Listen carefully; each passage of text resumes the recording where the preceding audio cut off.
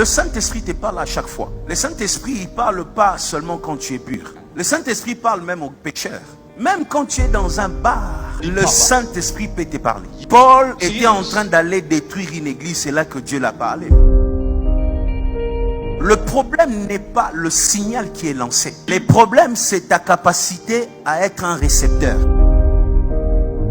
Dieu dans les cieux, il parle à tout moment. Vous savez, même quand je prêche ici, il y a des gens qui sentent la prédication jusqu'à l'intérieur. Mais il y en a aussi, ça s'arrête au niveau des oreilles. Le problème n'est pas l'émetteur, le problème c'est les récepteurs. Maintenant, la pureté les rend sensibles aux signaux de Dieu. Dieu parle à tout moment, mais c'est quand tu es pur que tu reçois. Quand tu n'es pas pur, l'impureté devient un obstacle entre toi et le signal. Voilà pourquoi à un moment, lorsque tu sens un don en train de s'éteindre, il ne faut pas seulement prier, Seigneur, remets les dons, Seigneur, il faut juste te garder et puis tu verras, ça va revenir. Quand tu es en harmonie avec Dieu, tu captes des signaux.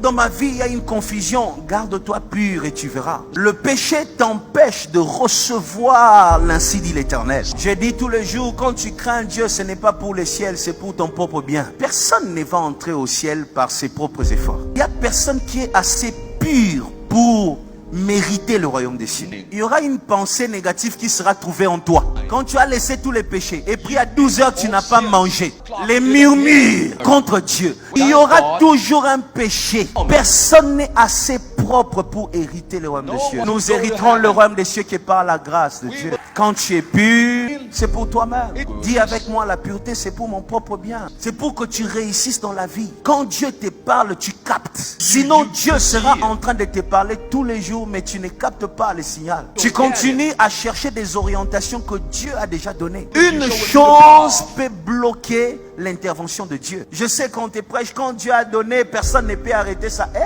Ton péché peut arrêter ça. Ton inconscience peut arrêter ça. Maintenant, quand il y a des périodes où tu montes dans la prière et ces rêves-là reviennent. Chaque fois que tu entres en prière, il y a ces messages-là qui reviennent. C'est parfois un signe pour te dire, ton chemin est là.